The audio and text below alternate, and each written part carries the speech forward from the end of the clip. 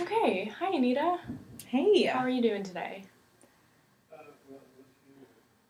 honestly, I'm not doing great. Okay. I'm about to finish up with graduate school Mm-hmm. and there's all this stuff that has to be done. Like, I have to get a job, I have to get something that pays decent, which is a real challenge when you Mm-hmm. have a graduate degree in social work. Mm-hmm. And then, I've got to find something that's got health insurance because I think I might need to have surgery on my knee. And, Oh, wow. there's just all this stuff that has to be done and it has to be done right now. And I'm feeling really, really anxious about that. Okay. So what I hear you saying is that there's a lot going on and That's a lot an of different understatement. things. Yeah. Yeah, it's overwhelming. Yeah, Seems it's very very overwhelming. overwhelming. Mm-hmm. So we have school, lots of stuff in school going on. Mm-hmm. Got to find a job. It's very stressful. Mm-hmm. Um, you mentioned your knee, that you might have to have surgery on your knee. Yeah, and that's a reason why I have to have insurance. I have to have a job with insurance because the policy that I have right now doesn't pay very much. Okay. So it's like it just all has to be done at the same time, and I don't know how to. I'm very overwhelmed with it, and I don't know how to break it down and make it something that I can actually deal with. Sure. Yeah. Absolutely. And then on top of it all, it just makes me, I just feel like a complete and utter failure. I feel like I, I'm in midlife. I should have things together. I should, I should not be applying for entry level positions that Mm-hmm. pay very little money and won't support me or my ability to take care of myself. Um, and I question why I am in this place, and I think any other normal person in their mid 40s has got it all together. And You feel like you should be past this point already. I absolutely feel like I should be past this point. Mm-hmm. I don't feel like I should be I mean, I'm graduating with my degree with people who are very young and are in that they're in a phase of their life where they are trying to build, but I'm trying to build at, you know, in midlife. Sure. Yeah. So maybe it feels like you're behind. Yeah, it feels like I'm behind. It feels like I failed at the first part of my life, and um, that my attempt at life before was um, it was just all failure. Mm-hmm. And now I'm trying to start over, but I have no history that tells me that I'm actually capable of being successful. Mm. Okay. So, What are some things that you're feeling right now as you're talking about this with me? What are some emotions that come up for you? fear. I'm so afraid. I have a lot of fear Mm-hmm. about unknown things in the future. Mm-hmm. Like, where am I going to work? Am I going to be able to afford where I live? I really like it there, but I'm not sure. What if I get sick? How much am I going to have to pay to get my knee taken care of? What's the long term prognosis of that?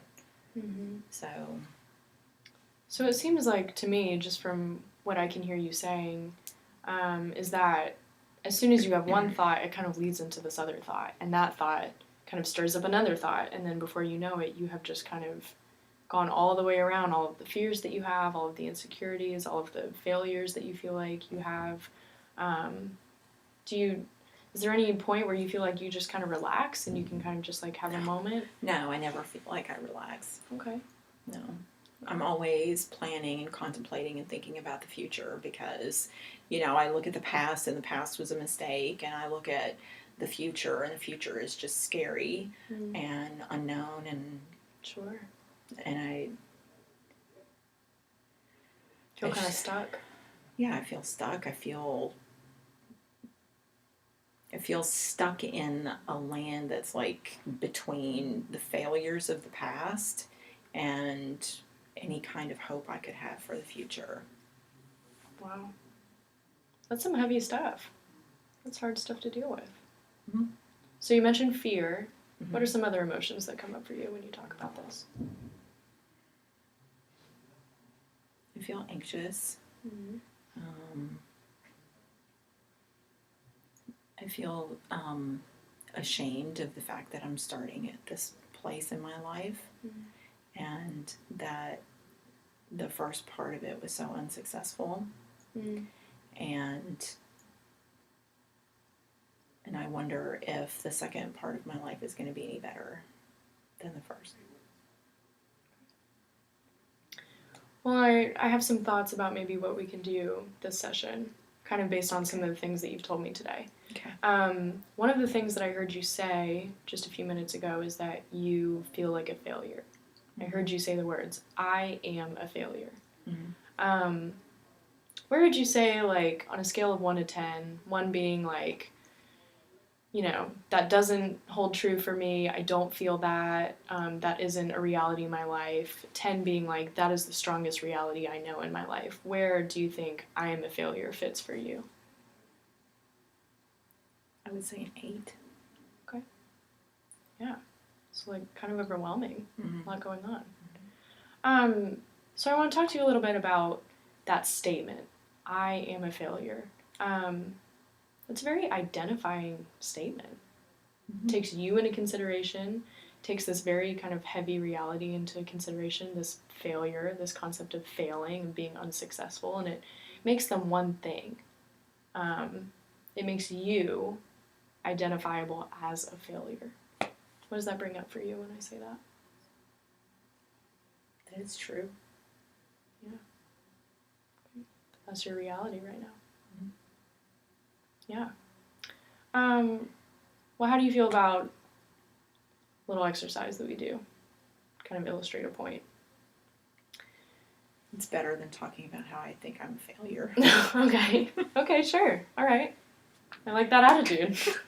So, we're going to talk about puppies. How do you feel about puppies?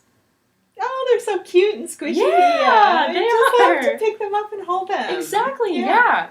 So we're going to talk about the concept of a gym. Now, I'm assuming you've been in a gym, like a high school gym.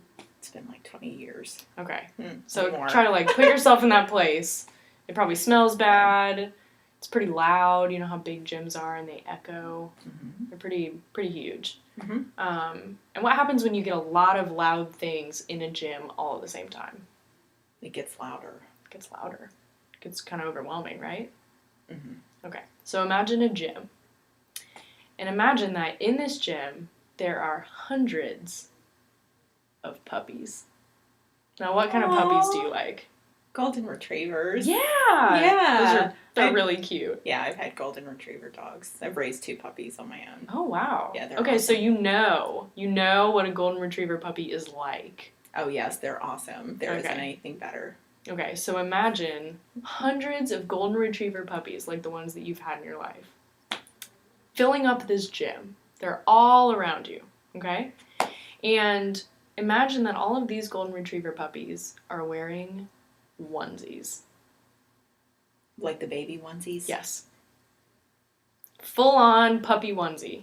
Okay? This is a strange exercise. Mm-hmm. Yeah. Well, just stick with me because maybe it'll actually go somewhere. Okay. No telling, but we'll try, okay? Okay. So, there are all these puppies, they're wearing onesies. And you're so excited because you love golden retriever puppies and oh my gosh, they're wearing onesies. And one comes up to you and it's kind of like scratching on your leg, clearly wants attention, and you look at it and you pick it up and it has a feeling on the onesie. The onesie has a feeling on it. So what are some feelings that you have daily? What are some emotions that you regularly have? Fear. Okay. There's a puppy with fear on its onesie. It's kind of down there by your feet. What's another one?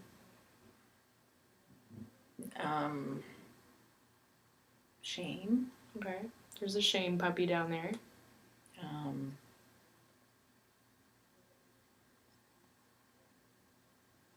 Worthlessness. Worthlessness. Okay. There's a worthlessness puppy down there. What are some thoughts that you have daily? They can be positive or negative, just routine thoughts. That I'm never going to be successful.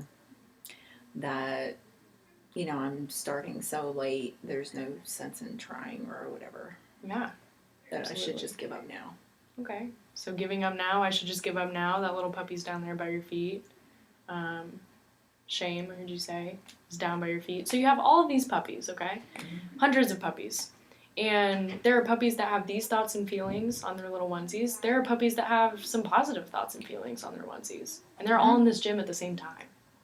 And what happens is that you're standing there and they come up to you and you pick them up and you see what they have written on their onesies. And so you see that this one says worthlessness and you're like, I don't want that one, you throw it back. And one comes up to you and it says, maybe I have a nice smile. And you pick a puppy up and it's like, oh, nice smile. And you want to like hug that one because you really love that puppy. So you're like gathering up the ones that you really like and you're kind of punting the ones that you don't like. And all of these puppies are just chaotically in this gym wearing these onesies that represent your positive feelings, your negative feelings, your positive thoughts, your negative thoughts. And they're all in the same place. They're all kind of coexisting.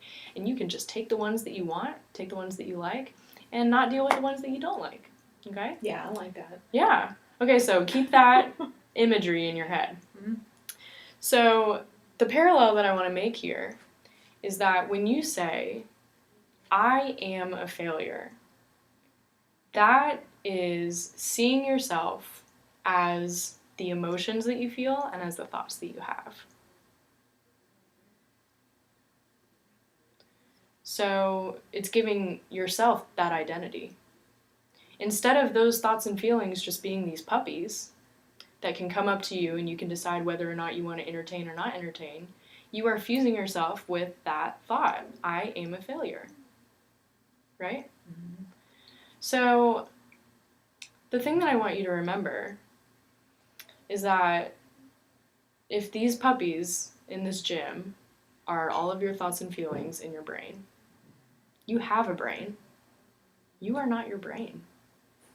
Are you a brain? I don't think I have one. You might feel like that sometimes, right? Yeah, especially in graduate school. Sure. But if the options are, like, to have a brain or to be a brain, which one is it? Well, I'd rather have one. Exactly. So, in the same vein, you can have a gym, you can own a gym that has tons of puppies in it, but you don't have to be in that gym and be in the chaos of all of those thoughts and all of those feelings. You have the opportunity to stand outside of the gym and see them all there, and you can just say, I like that puppy over there because it says that I have a nice smile. I don't like that puppy over there because it says that I'm worthless. And I definitely don't like that puppy over there because it says that I'm a failure. How do you feel about that? So am I supposed to live outside the gym? Yeah, the point is to recognize that you do not have to be so much a part of your thoughts and feelings. You can separate from them. They can be something at a safe distance. You can recognize them, you can look through the window and say, there's the worthlessness puppy. I don't want to entertain that puppy right now. But I do want to entertain this puppy that has a positive feeling on it. But you don't have to be there in the chaos feeling like you are, all of you are the thing housing all of those thoughts and feelings, because you don't have to be. You can have some healthy separation from that. So I can choose which pieces I want in my life. Yeah. How do you feel about that? Do you feel like that's something that's attainable? Do you feel like that would be difficult? What are some thoughts that you have? I think it would be difficult for sure, and might take a lot of practice. Yeah, absolutely. But that it could be, if it worked, it could be helpful. Sure. Yeah, absolutely.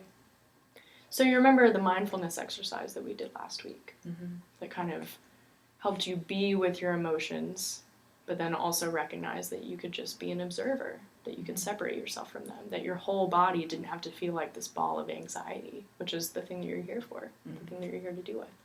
So I think maybe pairing these two things together could be a really great tool in recognizing that the anxiety that you have does not have to totally consume you. It might feel like it's going to sometimes, for sure, but that there is a way to be an observer to those emotions and those thoughts that you have, and recognize the ones that you feel like benefit you, and kind of, set up a boundary, a healthy boundary to the ones that don't benefit you, and really strive to move towards the ones that you do want your life to look like.